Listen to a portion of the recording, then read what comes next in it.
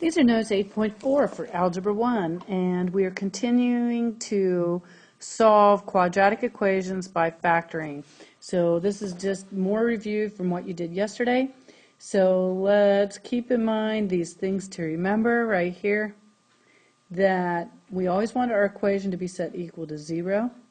Then we're going to factor it and get the two factors. Then you're going to take your little parentheses and separate them into two mini equations that are both equal to 0. Solve for x, and then you'll have your two solutions. As x is going to be two different numbers, usually. So you can have one solution, two solution, or no solutions. Okay, so let's do a couple of these. I'll tell you what, I think because number 1 has already been factored for you, you should be able to do the first one without my help, just based upon what we did yesterday. Just split those up, set them equal to 0, and find your solution. So why don't you try that? Go ahead and hit pause right now and try it yourself. Okay, so if you did it correctly, you should have a solution of x equals 5 over 3 and x equals negative 1/2. And the way we do that, just as a refresher, we took each one of these parentheses and we split them into two little equations. So on the first one here, I have 3x minus 5 equals 0, added 5 to both sides. So you get 3x equals 5, and then divide each side by 3, and you get x equals 5/3. On the second one, you have 2x plus 1, so we subtracted 1 from both sides, and then divided by 2, and x equals negative 1/2. So there's our two solutions, and I wrote them as coordinate pairs right here. Okay, so how about we try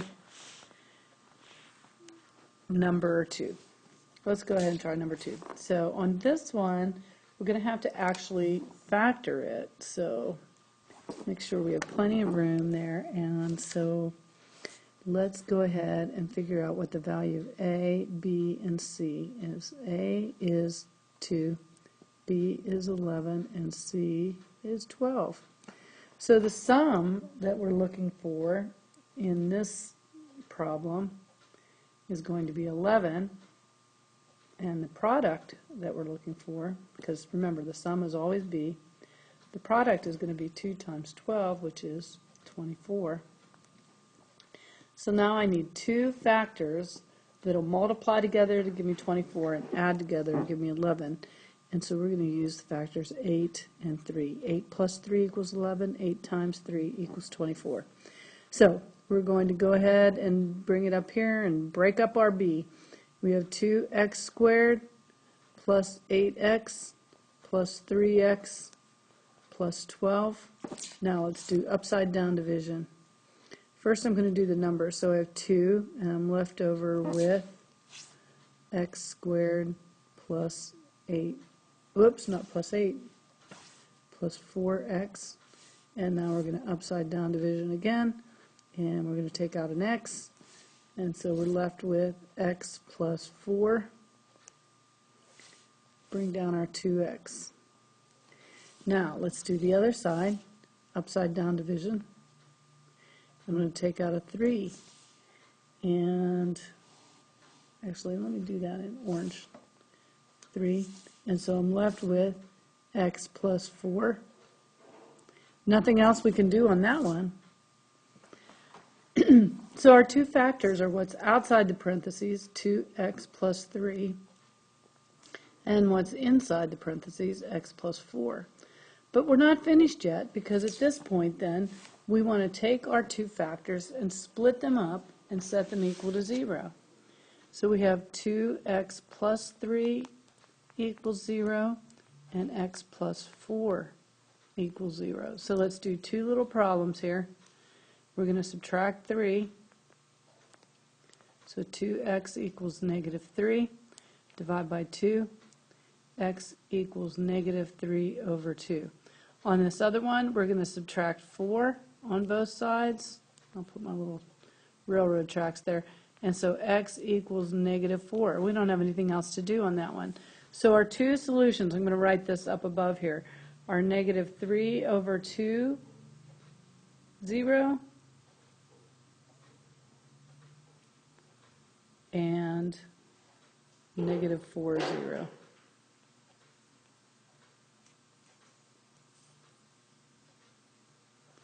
And we're done. We had two solutions. Now, at this point, okay, we'll go ahead and do number, let me see which one I want to do. Let's do number 4. Let's do number 4 together. Now, number 4 looks a little different than some of the other problems that we've done because it's not equal to 0. So we want to make sure this equation is equal to 0. So we're going to start by adding 5x and put that on the other side. So we have 2x squared plus 5x. And then I'm going to subtract 3, and I'm going to move it to the other side, equals 0. So I kind of did that in one step. I hope that's okay with you. So I just moved these two things to the other side. I had to add 5 and subtract 3, so plus 5x minus 3. Now we can go ahead and factor because we're equal to 0. So we have 2, 5, negative 3. So here's our sum, and the product is going to be 2 times 3, which is negative 6. So what two numbers can we multiply together that will give us negative 6 when we multiply, but positive 5? So let's see here. That's going to be negative 1 times positive 6. So we're going to go up here and split them up.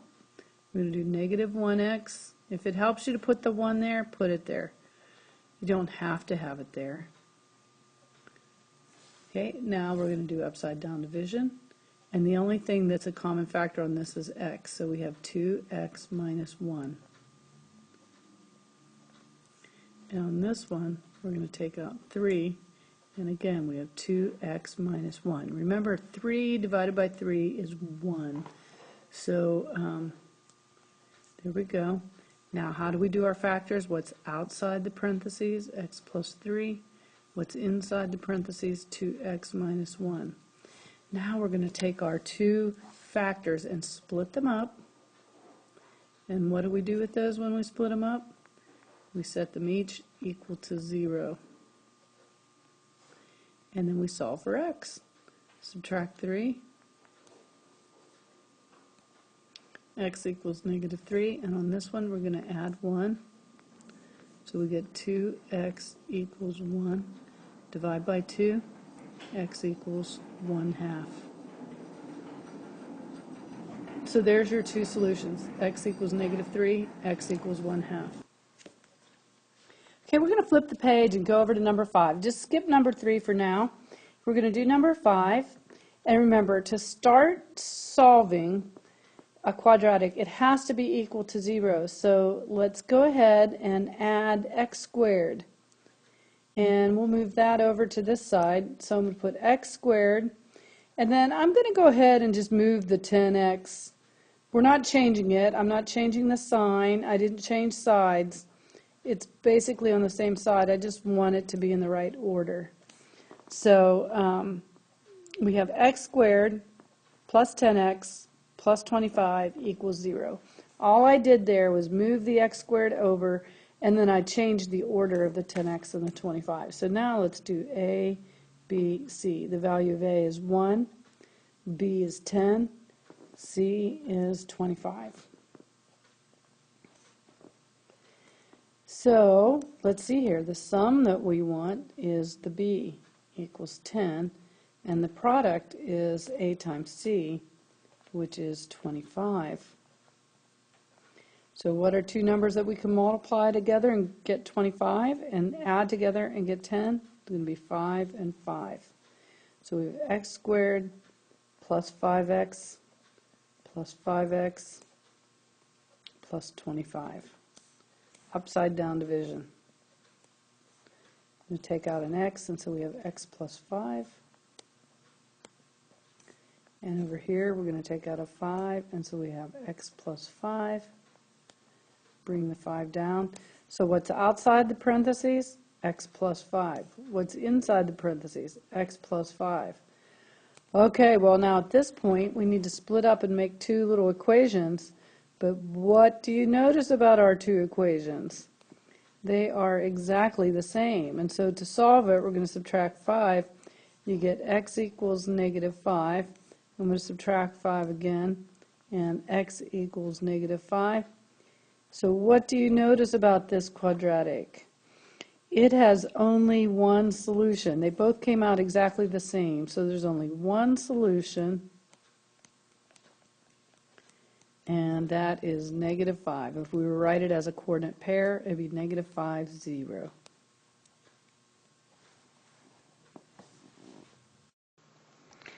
So I want you to see what the graph looks like when there's only one solution. So I took this quadratic right here, and I put this side into y1. And then I hit the graph button, and here's the graph that I got. And so, first of all, you can see that the parabola only hits on one spot. It's down here on the bottom. And you can also see that that spot is at 1, 2, 3, 4, negative 5. There it is, and that was the solution we said was the one and only solution for that quadratic. So those are the kind that are going to have one solution where it's only hitting the x-axis only one spot. Okay? Now, sometimes if you have like a thick line down here on your x-axis, it might look like it's only in one spot when it's really in two. So you have to be careful about just looking at your calculator, because the pixels aren't a lot on that, so you don't get a perfect picture every time. So be careful and don't assume that there's only one solution. Actually solve it out and figure it out for yourself. But this is how the picture looks. Okay, now back to our worksheet. There were 4 questions that we did not do. Number 3, which is we skipped a little bit ago, and then number 6 and 7 and 8. So that's what you need to do for your homework, just those 4 problems, and you do those and you'll be in good shape, okay, and you'll be ready for tomorrow.